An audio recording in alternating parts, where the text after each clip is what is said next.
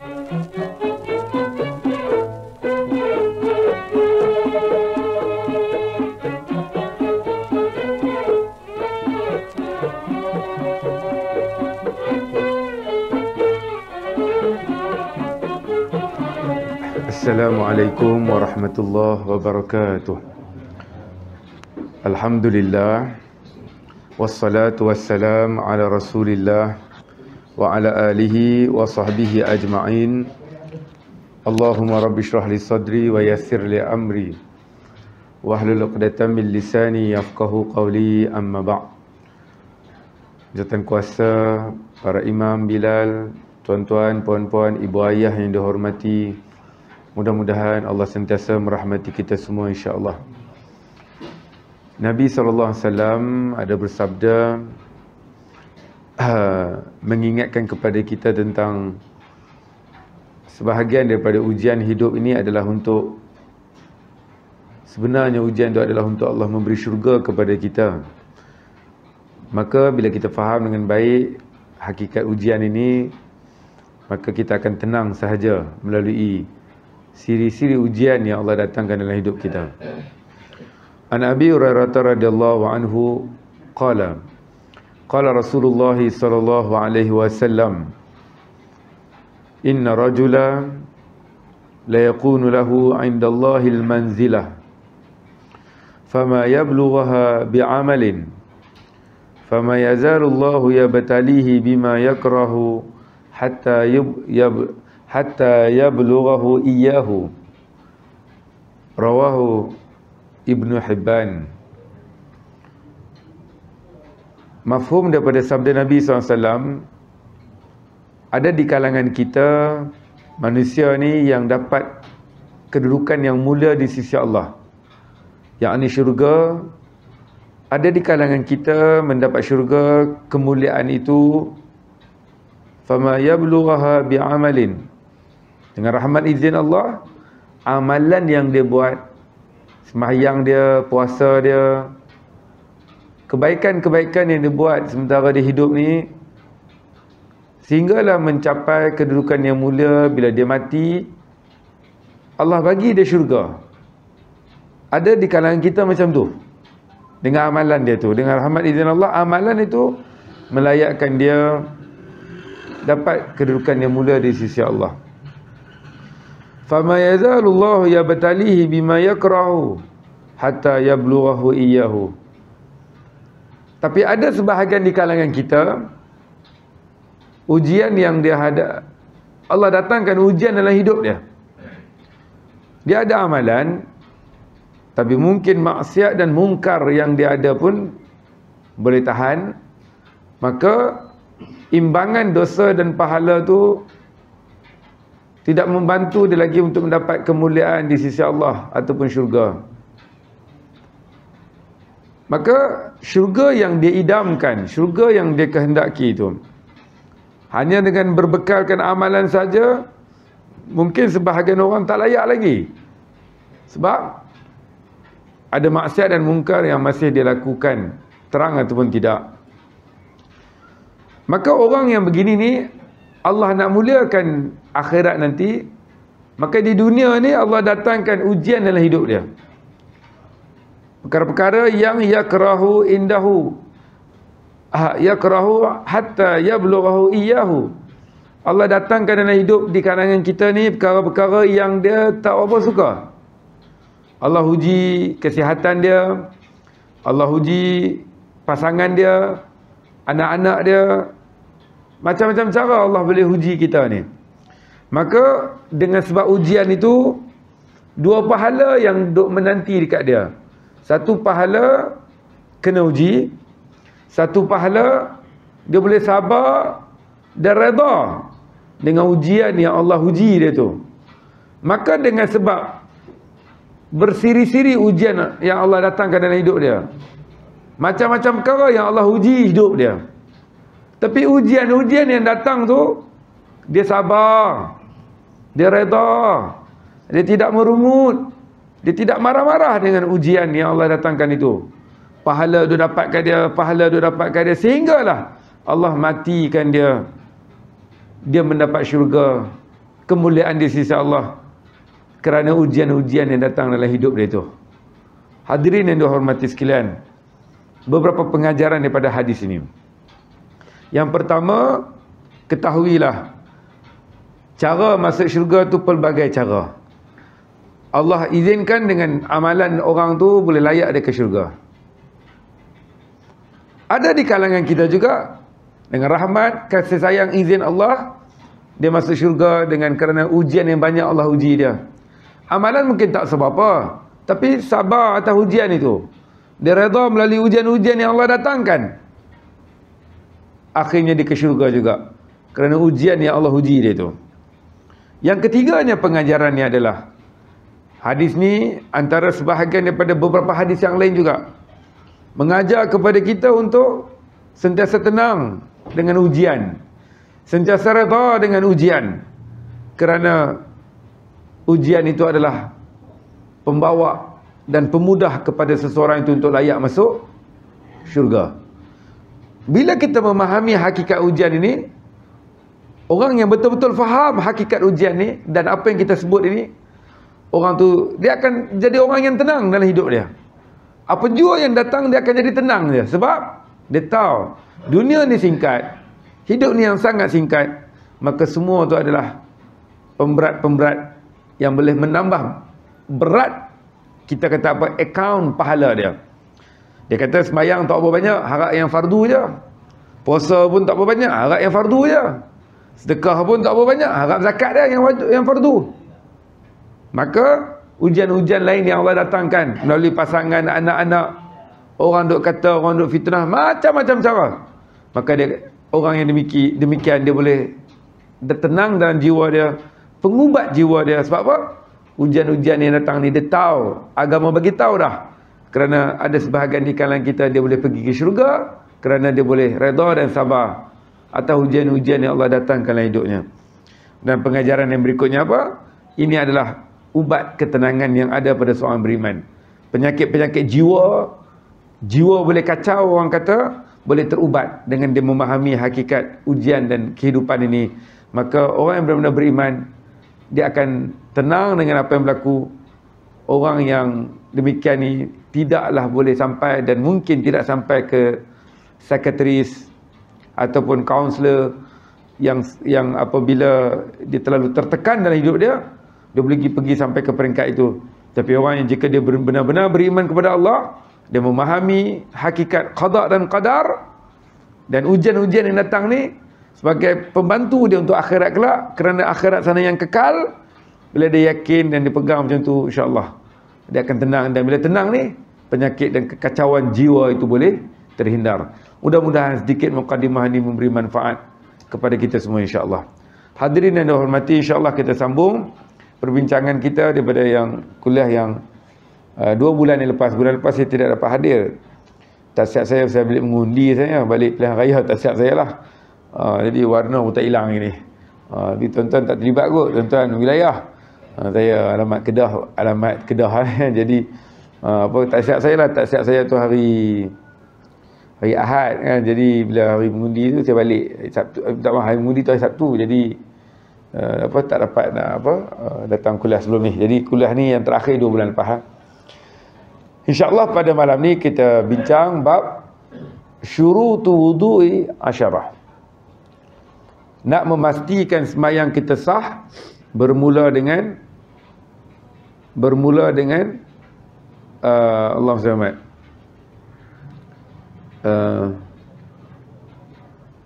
Bermula dengan wuduk. Ada sebahagian daripada perkara ni yang memang kita semua dah tahu dan tuan-tuan semua dah memahami kerana belajar daripada sekolah dulu sampailah kita dewasa dan berumur hari ini. Tapi sebagai untuk ulang kaji dan pelengkap kepada apa yang kita baca dalam kitab, sebagai orang kata refresh, orang kampung saya kata nak perangat balik, panaskan balik dan nak gilap mana-mana yang calar untuk kita menambahkan lagi kualiti ibadah kita ni. Maka ibadah yang kita buat ni, sembahyang khususnya itu, nak memastikan dia sah, dia bukan bermula dengan sembahyang. Tapi antara benda yang sebelum tu adalah wuduk ataupun air semayang. Sebagai ulang kaji kepada pengetahuan yang semua sudah maklum dah hal ini. Qala musannif rahimahullahu ta'ala wa nafa'ana wa iyyakum bi'ulumihi fi darainin amin ya rabbal alamin. Berkata pengarang, syurutu wudu'i 'asharah. Al-islamu wat-tamyizu wan-naqa' 'anil haidi wan-nifas wa amma yamna'u wusul al-ma'i ila al-basharah wa an la yakuna 'ala al-'udhi ma yughayyiru al-ma' wal 'ilmu bi fardiyatihi wa an la ya'taqida fardan min furudihi sunnah wal ma'u tahuru wa dukhulul waqti wal muwalatu li da'imil hadas. Untuk memastikan air semayang kita sah, wuduk yang kita ambil setiap hari itu sah, maka disusunkan, iaitu ada 10 perkara, 10 syarat perkara yang mesti ada dan perlu kita jaga baik-baik. 10 ni tujuan dia untuk memastikan air semayang kita ambil itu sah. Bila dia sah, kita bawa ke dalam semayang, semayang itu juga sah insya-Allah kalau disempurnakan syarat dan rukun yang lain. Tapi sembahyang boleh jadi tak sah, sembahyang boleh jadi batal kerana bermula dengan wuduk yang tak sah. Maka kita nak sembahyang itu sah, mesti dimulai dengan wuduk tu betul dan sah macam mana yang dikehendaki oleh agama. Maka nak memastikan dia sah, 10 perkara kena duk jaga. Kena duk orang Kedah atau Pedah jaga bagi baiklah supaya air semayang itu sah. Yang pertama, al-Islam. Syarat sah pertama mestilah Islam. Makna dia apa? Jika wuduk tu diambil oleh satu orang yang bukan Islam, katalah dia belajar kat YouTube, dia belajar dengan guru mana-mana cara ambil air semayang, cara bersemayang, tapi akidah dia tak Islam. Dia tidak Islam, dia agama kepercayaan lain, Kristian, Buddha, Hindu, whatever lah, apa agama kepercayaan lain. Tapi dia belajar benda ni, bab semayang ni dan bab wuduk, katalah dia ambil wuduk, tetap tidak sah sebab tidak mensyaratkan sah wuduk tu kepada orang yang selain daripada Islam. Ini juga memahami bahawa sebahagian daripada ibadah dalam agama disyaratkan Islam. Kerana selain daripada yang demikian itu tidak disyaratkan. Maknanya bab semayang, bab puasa, bab zakat, bab haji contohnya, tidak difardukan kepada orang bukan Islam. Maknanya tak ada bimbang. Kita kenal kawan kita macam-macam kepercayaan dan agama, kita selama dia duduk semayang, duduk puasa tu, kita semayang dia duduk tepi tu je, kita puasa dia boleh makan dengan hari tu. Contohnya kita kumpul duit pergi haji, dia pun tak perlu, sebab kefarduan dan kewajipan tu tak kena pun dekat mereka. Satu. Yang keduanya apa? Dan jua daripada sebahagian daripada hukum-hukum yang berkaitan dengan hudud, yakni jua tiada dikenakannya.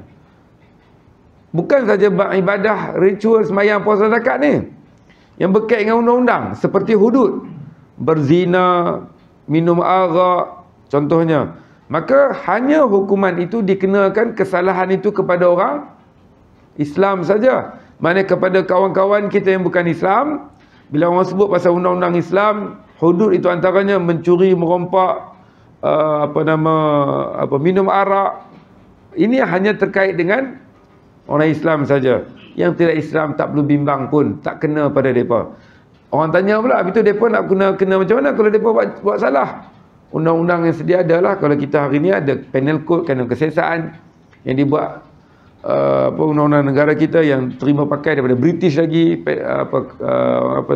civil law itu, pakai yang bukan yang undang-undang civil ada.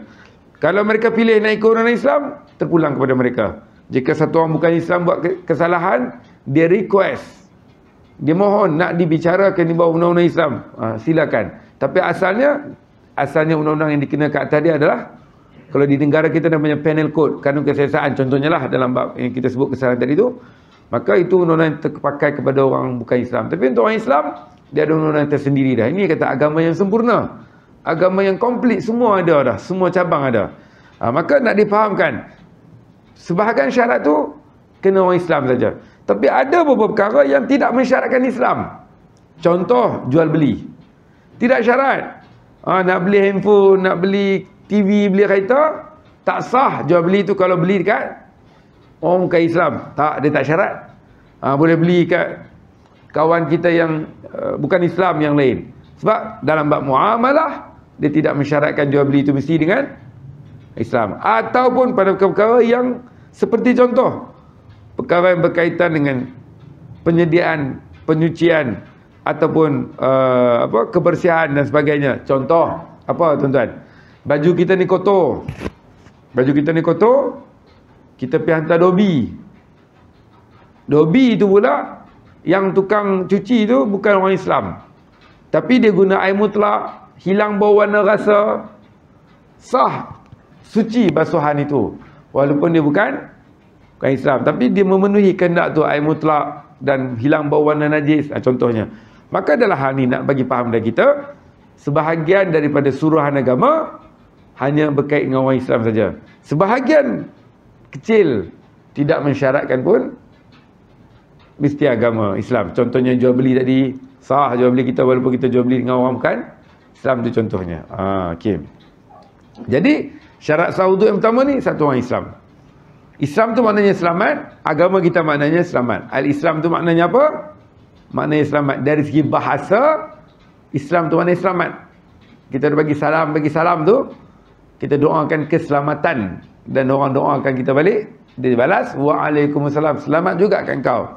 Cantik agama ni kan, faham begitu, elok macam tu. Yang kedua, syarat sah wuduk. Nak pastikan wuduk kita sah, nak pastikan air semayang kita ni sah. Yang kedua, at-tamyiz. Satu orang yang ambil air semayang tu, at-tamyiz ni maknanya dia boleh mayyaza yumayyizu, dia boleh membezakan dah. Maknanya apa? Istilahnya mumayyiz. Satu orang budak yang diistilahkan budak atau kanak-kanak yang sudah mumayyiz, air semayang dia tu sah, dan jika memenuhi rukun dan syarat-syarat yang lain, dia boleh jadi Tok Bilal, azan dia boleh diterima. Dia boleh jadi imam kalau sempurna rukun dan syarat-syarat yang lain. Dia sembelih binatang, sembelihan untuk dimakan, sah sembelihan. Maka apa itu makna mumayyiz? Mumayyiz adalah satu fasa yang dilalui oleh setiap orang kita ni sebelum dia baligh. Baligh satu fasa, sebelum dia nak baligh, fasa dia adalah mumayyiz. Maka baligh itu maknanya sampai ataupun cukup umur, sampai umur, cukup umur. Orang yang baligh ni dengan 3 tanda. Satu, lelaki yang keluar air mani kali pertama. Kali pertama dia keluar air mani, tanda dia baligh. Perempuan yang keluar darah haid atau darah period kali pertama, maka perempuan itu dikira baligh. Jika tiada duanya tu, yang budak lelaki ni tak keluar lagi air mani, yang budak perempuan ni tak keluar lagi darah period, darah haid, maka umur 15 adalah ditanda dan dikira sebagai baligh budak tu. Katalah anak kita, cucu kita, air mani tak keluar, budak lelaki, budak perempuan tak datang period lagi, maka umur 15 tetap dikira baligh. Maka bila baligh ni, perintah agama tertanggung dekat dia. Semayang jadi wajib dah, tak semayang berdosa, dia tanggung dah. Aurat kena tutup sebab dia dah bertanggungan perintah agama tu. Pergaulan kena jaga dah sebab dia dah dikira orang yang menanggung sendiri dosa pahala dia. Maka sebelum orang tu baligh, sebelum nak sampai ke baligh itu, maka satu orang kita melalui fasa nama dia mumayyiz. Antara tanda-tanda kita nak kenal seseorang tu mumayyiz, anak kita, cucu kita baligh, satu tanda tadi, dia dah ada bulu-bulu, suaranya pecah, kerongkongnya halkumnya nampak. Itu tanda lah, minta maaf lah, kalau perempuan pun nampak bentuk buah dada, itu ke arah yang menunjukkan dia dah keluar air mani ataupun dia dah period. Itu baligh. Tapi sebelum mereka mencapai usia itu, maka orang tu dinamakan mumayyiz. Nak kenal macam mumayyiz, satu, nak kenal cucu kita, anak kita mumayyiz ni pertama apa? dia pada rasa dan perasaan malunya kelihatan. Budak ni rasa malu dah, dia malu dah. Macam mana nak tahu dia malu? Mudah aja. Anak kita atau cucu kita yang sedang membesar, yang kita ada pengalaman melihat mereka membesar, kita boleh recap balik, boleh cuba ingatkan balik. Masa darjah 1, sekitar umur 7 tahun, anak atau cucu kita ni, contohnya lah, dia tak apa nak malu lagi 7 tahun ni.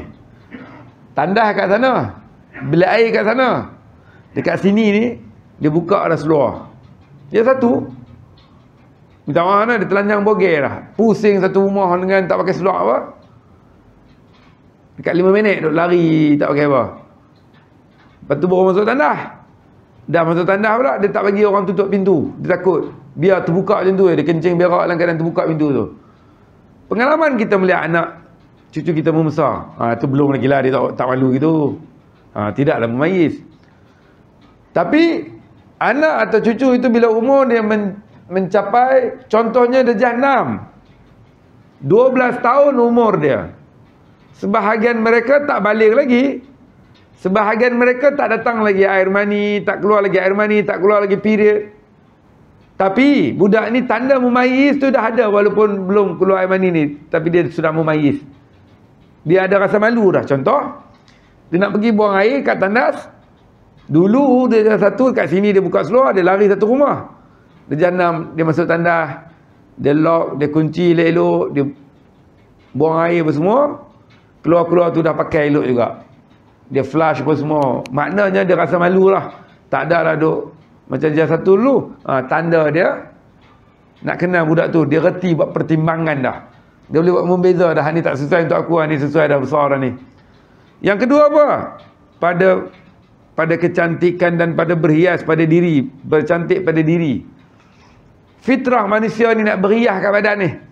Tuan-tuan tak selesa kalau tak hidung terkeluar. Tuan-tuan tak selesa gigi ni, tak gigi ada apa semua tersangkut makanan kat gigi, tuan-tuan nak bersihkan. Serabai bulu hidung terkeluar, tuan-tuan trim dia, potong. Misal sampai masuk dalam mulut, tuan-tuan betul dah. Maknanya kita nak kekemasan, nak kecantikan tu. Maka anak-anak kita, cucu kita yang nak kenal memayis juga boleh kenal dengan cara mereka ni sudah ada pada diri mereka tu kehendak pada berhias dan bercantik tu. Nak kenal memayis ni, contoh anak kita darjah 1, lelaki maupun perempuan. Kadang-kadang, bukan kadang-kadang darjah 1, kita nak potong rambut dia, nak gunting rambut dia, kita pergi kat barber, kedai gunting rambut, kita nak permudah kira, kita kata dekat barber tu potonglah rambut macam mesin, bukan macam mesin, macam kepala polis dalam latihan, tentera dalam latihan, nombor 1 ke nombor 0 ke mesin tu, senang, spesen dia. Anak kita, cucu kita darjah 1 tu tak kata apa, dia ikut je kata ayah dia, atuk dia. Tapi kalau dia darjah 6, dia special request, dia tak mau rambut macam ni, dia nak potong, ada trend dia, ada pattern dia, dia request, dia pandai punya rambut sikit-sikit dah. Tak janggal benda itu, tidak pelik, kerana jangan duk marah dia. Sebab itu adalah tanda yang budak ni sudah capai umur yang dia memayis, dia reti nak pertimbangan dah. Anak kita yang perempuan, cucu kita yang perempuan, nak kenal dia memayis, dia ada rasa malu tu macam mana? Contohnya, dia rasa nak cantik tu macam mana? Kita boleh lihat. Darjah 1 kadang-kadang dia pakai tudung, kita belajarkan dia pakai tudung. Tudung dia mungkin tak, tak, orang kata tak matching dengan baju, dengan tudung, warna yang entah apa-apa, tudung yang bukan trend, tudung entah bila-bila terkeluar kat tepi-tepi ni rambut. Dia tak kata apa, dia darjah 1. Tapi darjah 6, budak tu pakai tudung. Anak cucu kita kadang-kadang lebih cantik lagi tudung dia daripada mak dia punya tudung.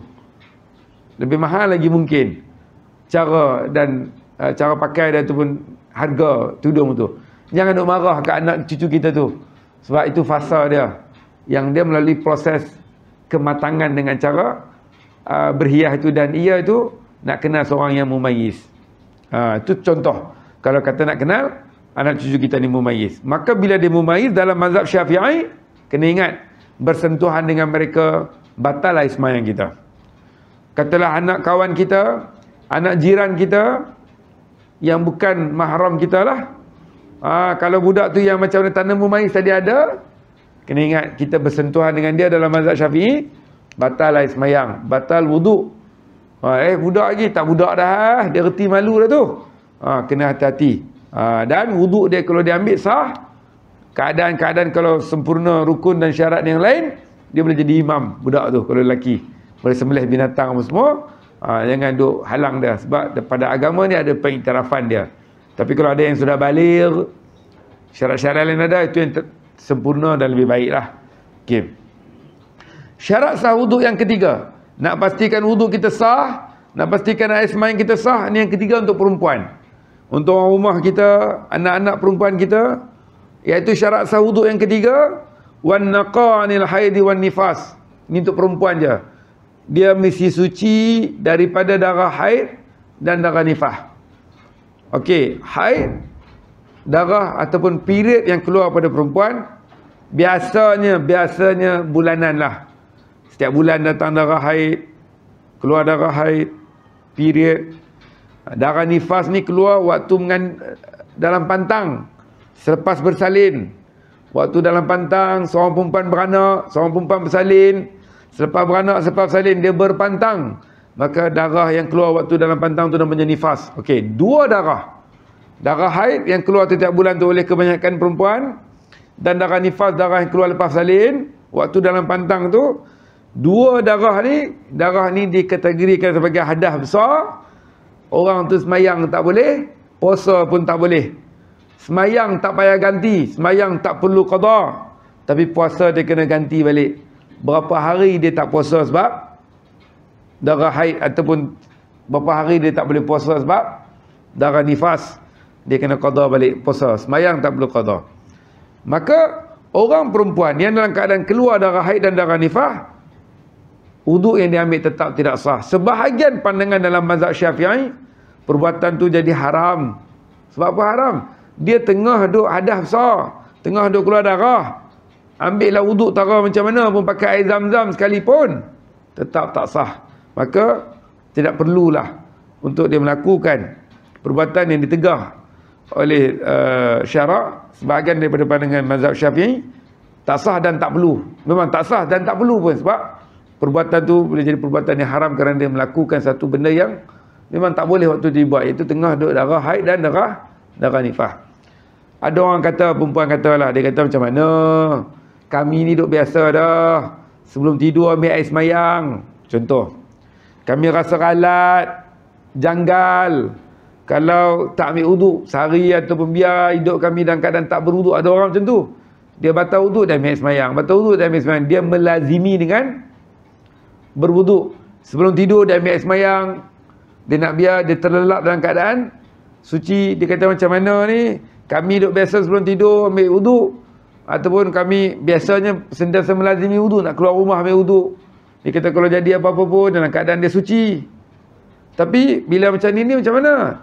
Dia tengah period, dia nak ambil wuduk macam mana? Tak boleh ni. Dalam keadaan nifas tak boleh juga.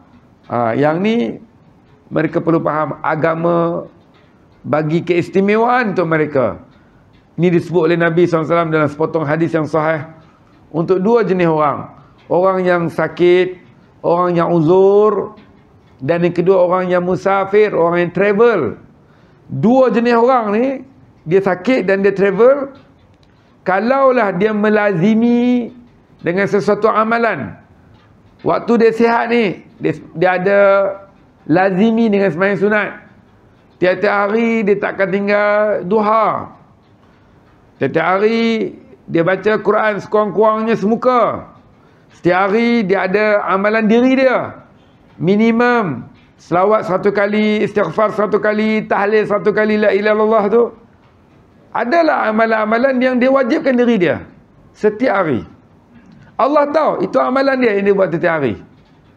Tiba-tiba dua keadaan, dia sakit, uzur, atau dia musafir. Maka bila dia sakit dan uzur atau musafir, dia tak boleh nak buat kelaziman tu. Dah sakit, nak sembahyang duha pun tak ada, kena tahan warded ataupun uzur tadi semayang period tadi, dia tak boleh nak berzikir banyak ada sebab apa? Dia travel, dia musafir, tidur rumah anak menantu, kenduri rumah saudara mara, duk sibuk ramai-ramai tu, amalan-amalan yang dia rutin duk buat tu tak dan nak buat sebab dia musafir atau sakit. Orang yang macam ni kata Nabi SAW, don't worry lah, jangan duk bimbang, pahala tetap dapat dekat dia. Pahala tetap dapat kat dia. Hari-hari yang dia tak buat kerana sakit dan musafir tu, kerana Maha mengetahuinya Allah. Kalau engkau sihat, kalau engkau tak uzur, kalau engkau tak musafir, engkau akan buat amalan-amalan ni. Tapi kerana engkau musafir, kerana engkau uzur, kau tak mampu nak buat amalan tu seperti mana kelaziman, maka pahala tetap mengalir. Maka inilah kelebihan kepada orang yang waktu sihat ni, waktu lapang ni, dia buat sesuatu amalan, dia main kuliah, dia main sembahyang jemaah. Contohnya lah, tiba-tiba satu hari nanti Allah uji dia dengan sakit dan uzur. Untung dia ni, bertuah dia ni, walaupun dia terbaring dah atas katil, walaupun dia uzur, dia tak boleh nak bergerak, tapi kerana masa sihat dulu, Allah tahu, hang ni lazim main surau, hang ni lazim main kuliah. Sekurang-kurangnya sehari sekali hang cari mana-mana masa hang main semayang juga fardu. Tapi kerana sakit, uzur, kamu tak mampu nak buat macam dulu. Orang macam ni peganglah janji Nabi SAW, pahala tetap dapat. Sebab Allah tahu kalau hang sihat macam dulu, hang akan buat. Cuma lah Allah uji hang dengan keuzuran, hang tak boleh nak buat macam dulu. Tak perlu bimbang, tak perlu sedih pun. Sebab Allah nak bagi hang rehat, tapi dalam masa yang sama pahala, tetap dia dapat juga. Jaminan tu jaminan daripada Nabi SAW. Sebab tu, waktu sihat ni, waktu lapang ni, istiqamahlah dengan sesuatu amalan. Sebab kita tak tahu apa-apa nak jadi ke depan sana. Sekurang-kurangnya, kita ada bukti depan Allah kelak. Kalau kau bagi sihat, kau bagi aku kelapangan masa, memang inilah rutin amalanku, amalan-amalan yang kita buat. Jadi Allah boleh bagi pahala kat kita. Rugi kalau orang baru sakit dah menyesal. Siapa menangis Pak Haji? Ya Allah, tak boleh nak pergi surau. Dengar kuliah kot corong mikrofon je. Dengar azan tapi tak boleh pergi. Dah kena stroke contohnya. Kalau waktu dia sihat dulu dia pun tak kena surau. Waktu dia sihat dulu pun dia tak kena untuk majlis-majlis ilmu. Contohnya lah. Maka rugilah. Sebab tak ada bukti yang masa dia sihat dulu ada kelaziman dan istiqamah yang dia buat sesuatu amalan tu. Dasarkan jaminan daripada Nabi SAW. Maka syarat sah wuduk yang ketiga ni apa? Orang yang dalam keadaan haid dan nifah, perempuan-perempuan, ini bab ni bab perempuan, maka bagi tahulah kat orang rumah kita, anak-anak kita, kalau mereka rasa siapa kami tak boleh nak bersuci waktu ni, tak apa, waktu ni Allah nak bagi hang rehat. Tapi waktu hang tak period, waktu hang tak keluar darah nifah, bukan dalam pantang tu, lazimilah dengan sesuatu amalan. Biar istiqamah buat, nak berwuduk ke, ada amalan-amalan sunat yang lain ke, tak apa. Andai kata keluar darah haid ataupun dalam keadaan uzur, pahala tetap dapat. Sebab bukan hang teh gegeh nak buat waktu hang period je. Waktu hang sihat, hang tak period, hang tak mau buat pula. So itu salah. Waktu sihat, waktu tak ada uzur apa-apa, buat dengan sesuatu amalan yang apabila sakit atau uzur kelak, kita tak sedih kalau kita tak dapat buat. Sebab kita waktu sihat kita membuktikan kita melakukan sesuatu amalan tu. Saya ingat lagi hadis ni saya dengar antaranya lah waktu PKP dulu. PKP dulu kan ramai orang kecewa tak boleh main masjid, tak boleh main surau, sembahyang Jumaat pun terhad. Berapa orang? Antara saya ingat 12 orang, lepas tu 40 orang. Tuan-tuan ingat? Lepas tu kena apa orang kata? Kena booking ke? Kena ada app saya isi semua kalau bukan semua orang dapat. Contohnya lah. Jadi waktu-waktu yang kalau tuan-tuan ingat 3-4 tahun, 2-3 tahun yang lepas lah, waktu PKP tu, waktu yang tak boleh main masjid ramai tu, kalau kita faham hadis yang kita baca tadi, kita sebut tadi tu, dia tak kecewa sangat lah, dia tak sedih sangat. Sebab waktu tak PKP dulu, sebelum tu, dia biasa dah main masjid, main surau. Sebab uzur waktu tu sebab PKP. Kerajaan mengawal kerana nak mencegah, menghalang virus ataupun terkena pada kita. Maka kita tak sedih sangat sebab aku dah main puas dah masa sihat dulu. Masa tak ada PKP dah aku dah main semayang dah. Aku kan tak nak pergi sekarang ni, tapi kerana sebab keadaan nak mencegah virus tu, maka kerajaan tak benarkan ramai-ramai berhimpun. Ramai-ramai tak boleh waktu tu. Waktu itulah. Jadi sebenarnya kita tak perlu bersedih sebab ada hadis yang kita bila kita faham tu, oi, pahala tu tak dapat dah. Sebab dulu kau waktu tak fikir pilu kau membuktikan kau dah memang lazimi kan istiqamah dengan sesuatu amalan tu.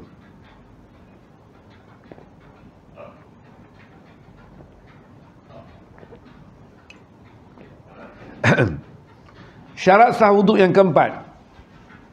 Wa amma yamna'u usul al-ma' ila al-basharah. Untuk memastikan air semayang kita sah, yang keempat, tiada sesuatu yang menghalang air sampai ke kulit kita. Tiada sesuatu yang menghalang air sampai ke kulit kita.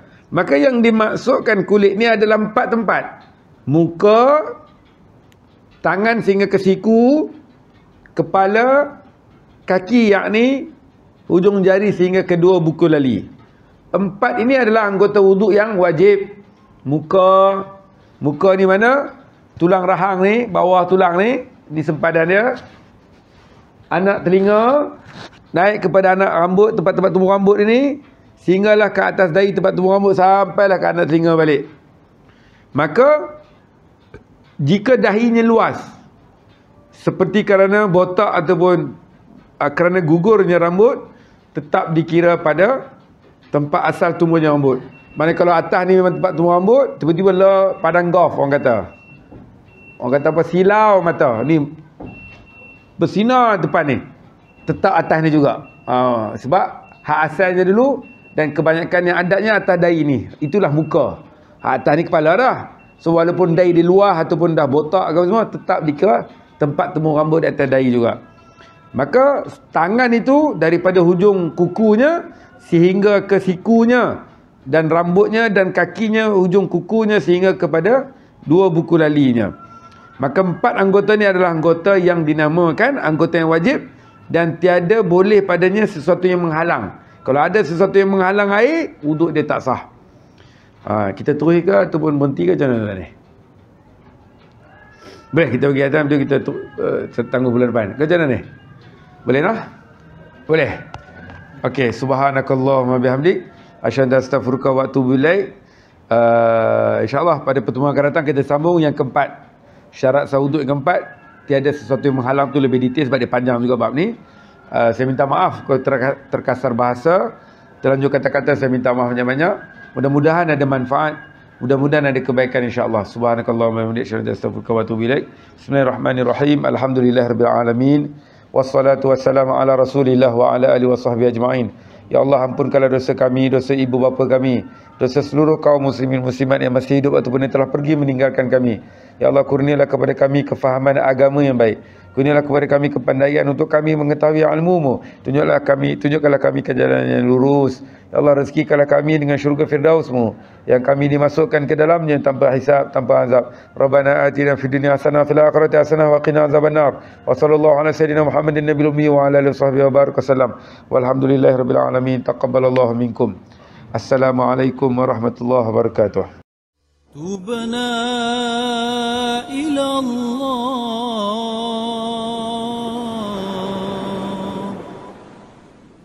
ورجعنا إلى الله